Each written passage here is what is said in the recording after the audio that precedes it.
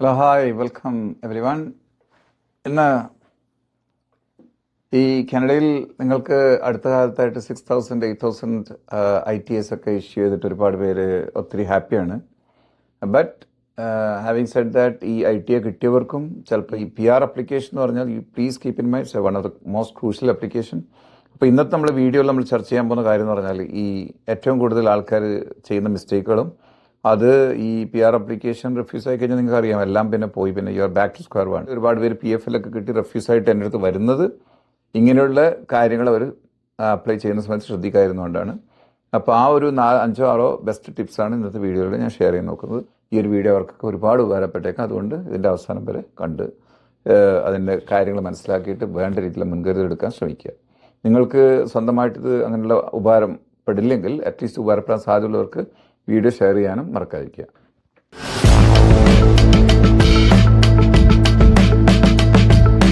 ആദ്യമായിട്ട് ഇവിടെ കാനഡയിൽ നിങ്ങൾക്ക് അറിയാം ഈ post graduate work permit extend ചെയ്യാൻ അനുവാദമില്ല.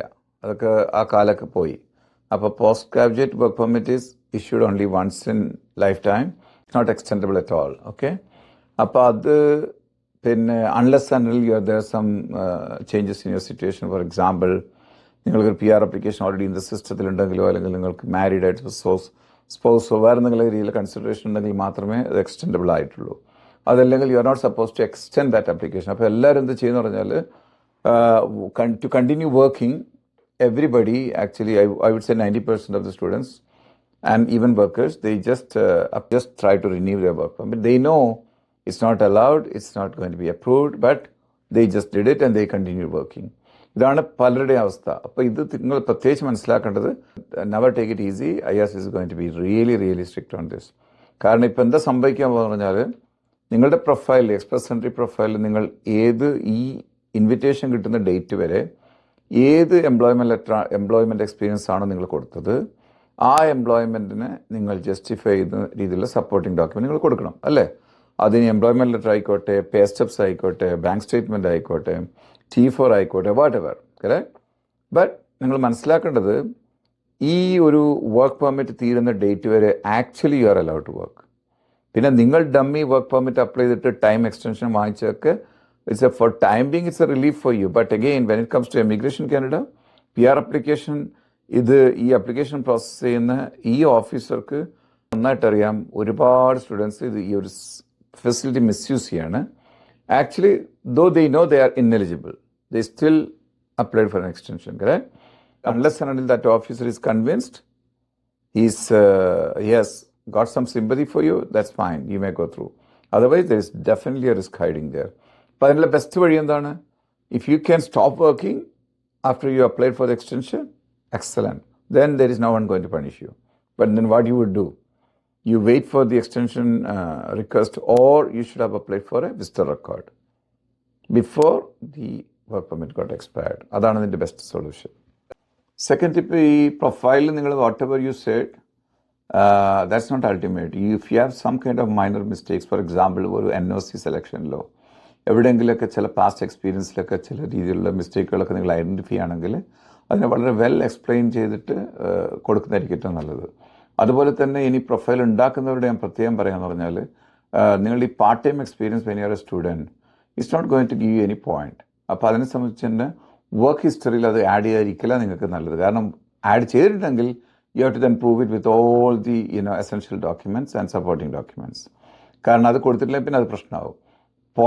പോയിന്റ് CRS പോയിന്റിന് എലിജിബിൾ ആയിട്ടുള്ള വർക്ക് എക്സ്പീരിയൻസ് നിങ്ങൾ എന്തൊക്കെ ഫുൾ ടൈം നിങ്ങൾ ക്ലെയിം ചെയ്തോ that's fine, and definitely make sure that you are providing supporting document to prove that experience as per the IRCC conditions. But when your personal history ഏരിയയിൽ നിങ്ങൾക്ക് ഈ part time ഇതൊക്കെ എഴുതാം കേട്ടോ. കാരണം അവിടെ പിന്നെ അത് നിങ്ങളുടെ CRS പോയിന്റിനെ ബാധിക്കുന്ന കാര്യമില്ല. നിങ്ങൾ ഈ ഫോമൊക്കെ ഫില്ല് ചെയ്യും, IAM ഫോം ഫില്ല് ചെയ്യുന്നിടത്ത് പേഴ്സണൽ ഹിസ്റ്ററി ഒക്കെ ചോദിക്കുന്നത് നിങ്ങൾക്ക് എക്സ്പ്ലെയിൻ ചെയ്യുക ഇത് നിങ്ങളുടെ പാർട്ട് ടൈം വർക്കും മറ്റുള്ള കാര്യങ്ങളൊക്കെ. ഈ നമ്പർ 3 ഞാൻ മുന്നത്തെ ഒരു വീഡിയോയിൽ പറഞ്ഞാണെങ്കിൽ കൂടി ഒന്നും കൂടി പറയാം. കാരണം ഈ ITA കിട്ടാത്തവർക്കും ഇത് വളരെ യൂസ്ഫുൾ ആയ ഒരു ടിപ്പാണ്. പ്ലീസ് കീപ്പ് ഇൻ മൈൻഡ്, നിങ്ങൾ സ്റ്റഡി പെർമിറ്റ് അപ്ലൈ ചെയ്യുന്ന സമയത്ത് പലരുടെയും സ്റ്റഡി പെർമിറ്റ് ചിലപ്പോൾ ഏജൻറ്റുമാരായിരിക്കും അപ്ലൈ ചെയ്തിട്ടുണ്ടാകുക, നാട്ടിലുള്ള ഏജൻറ്റുമാർ, അല്ലെങ്കിൽ നിങ്ങൾ സ്വന്തമായിട്ട് അപ്ലൈ ചെയ്താണെങ്കിലും നിങ്ങൾ അവിടെ എന്തെങ്കിലും ഡിസ്ക്ലോസ് ചെയ്തിട്ടില്ലെങ്കിൽ, for example you got a masters and you did not explain that there, you did not mention when you applied for study permit, അല്ലേ? അപ്പോൾ അതിപ്പോൾ നിങ്ങൾക്ക് അതിൻ്റെ പിന്നെ ഈസി ഒക്കെ എടുത്തിട്ട് നിങ്ങൾ claiming for points in the express entry profile. Now you are going to prove this, and with all supporting documents, you are going to, because CRS point, you also got higher CRS point based on that masters. But please keep in mind, you may be really inviting a lot of trouble for you. കാരണം study permit apply ചെയ്യുന്ന സമയത്ത് ഈ masters നിങ്ങൾ disclose ചെയ്താൽ എന്തുകൊണ്ട് ചെയ്തില്ല? അഥവാ നിങ്ങൾ ഡിസ്ക്ലോസ് ചെയ്തിരുന്നെങ്കിൽ may be they would have even refuse study permit. I tell you why. ഈ മാസ്റ്റേഴ്സ് ചെയ്ത ഒരാൾ എന്തിന് പോസ്റ്റ് ഗ്രാജുവേറ്റ് ഡിപ്ലോമ പഠിക്കാൻ കാനഡയിൽ ഇതേ സബ്ജക്റ്റ് പഠിക്കാൻ വരുന്നുള്ള ചോദ്യം വരും. അതേസമയത്ത് ഓൺലി ബാച്ചിലേഴ്സ് ചെയ്തെന്ന് പറഞ്ഞാൽ അവർ അന്ന് വിസ കിട്ടാൻ വേണ്ടി എളുപ്പത്തിന് വേണ്ടി അങ്ങനെ ചെയ്തായിരിക്കും. അപ്പോൾ even with holding any information itself can lead to misrepresentation. കാനഡൻ്റെ ഒരു ASSൻ്റെ നിയമപ്രകാരം അങ്ങനെയാണ്. നിങ്ങൾ കാര്യങ്ങളൊന്നും തുറന്ന് പറയാതിരുന്നാലും നിങ്ങൾക്ക് പണിഷ്മെൻറ്റ് തരാം അവർക്ക്. നിങ്ങളെ ലക്കിന് ഓഫീസേഴ്സ് കണ്ടുകൂട്ടിയാൽ നിങ്ങൾ രക്ഷപ്പെട്ടു. പക്ഷേ ഇന്നിപ്പോൾ ആർട്ടിഫിഷ്യൽ ഇൻ്റലിജൻസിലുള്ളതുകൊണ്ട് അവിടെ റെഡ് ഫ്ലാഗ് അടിക്കും, അത് തിരിച്ചു വരും ബോംബായിട്ട്. അതിന് സാധ്യതയുണ്ട്. അതുകൊണ്ട് തന്നെ ഇങ്ങനെയുള്ള കാര്യങ്ങൾ ദയവായിട്ട് ഈ വലിയ ഡൗട്ട്സ് ഒക്കെ ഉണ്ടെങ്കിൽ അതൊക്കെ നോട്ട് ചെയ്തിട്ട് കൺസൾട്ടേഷൻ ബുക്ക് ചെയ്തിട്ട് കാര്യങ്ങൾ ക്ലിയർ ചെയ്യാൻ നോക്ക്. കാരണം നമ്മൾ വഴി നിങ്ങൾ സ്വന്തമായിട്ട് അപ്ലൈ ചെയ്യുന്ന പ്രശ്നമില്ല. But as long as you are doing it right, you are not inviting big trouble. And you just imagine, ഇപ്പോൾ ഒരുപാട് ഫാമിലികളൊക്കെ എന്നെ കോൺടാക്ട് ചെയ്യുന്ന എല്ലാം റെഫ്യൂസായിട്ട് വളരെ they are in a desperate situation. They have to leave Canada now. Work permit expire ആയി, LMIO ഇല്ല, പിന്നെ ഇങ്കോ ഇല്ല, മൊത്തത്തിൽ ഇത് അറിയുന്നതാണ്. ഇവരുടെയൊക്കെ അനുഭവങ്ങൾ ഞാൻ അറിയുന്നതുകൊണ്ടാണ് ഞാൻ നിങ്ങൾക്ക് ഈ വാണിംഗ് തരുന്നത്. So it's better that you B preventive rather than going after solution. പിന്നെ ഈ ഒരു ടിപ്പ് ഞാൻ നേരത്തെ പറഞ്ഞാണ്, ഒന്നുകൂടി റിപ്പീറ്റ് ചെയ്യാണ് ആൾക്കാർ റിമൈൻഡ്, കാരണം very important. If you claimed as unaccompanied, I mean spouse is unaccompanied and then you got an ITA and your spouse is still in Canada and then you are proceeding with application, very high risk. It's rather you better decline it if your plan is to include your spouse later. If your spouse is not in Canada and is about to leave, അവർക്കിവിടെ നിൽക്കുന്നില്ല, അവരിവിടെ പോകുന്നുണ്ടെങ്കിൽ yes, then it's okay, no problem. But so long as the officers realize that, you know, the spouse is still in Canada on a work permit, but she has not included him because of just to make sure that she gets a better CRS score, അങ്ങനെ ആകുമ്പോഴത്തേക്ക് അത് പിന്നെ misrepresentation ആയിട്ട് നിങ്ങൾ ഇമിഗ്രേഷനെ mislead ചെയ്യുന്നുള്ള രീതിയിൽ അതും back fire ചെയ്യാൻ സാധ്യതയുണ്ട്. So please make sure that in case that is your situation, it's better that you decline ITA and go again with as spouse accompanied. I mean, there may be some impact on your points, but you could just probably manage it through a better IELTS score and all. Get a language score improve ചെയ്തിട്ടൊക്കെ ചിലപ്പോൾ നിങ്ങൾക്ക് അത് makeup ചെയ്യാൻ പറ്റുമായിരിക്കും. So it's better to play it very safe in the current situation. അതാണ് ലാസ്റ്റത്തെ ഒരു tip തരാനുള്ളത്. പിന്നെ ഇതിനെപ്പറ്റി സംസാരിക്കുന്നതിനാൽ വീഡിയോ ഒരുപാട് ലോങ് ആയി പോണ്ട.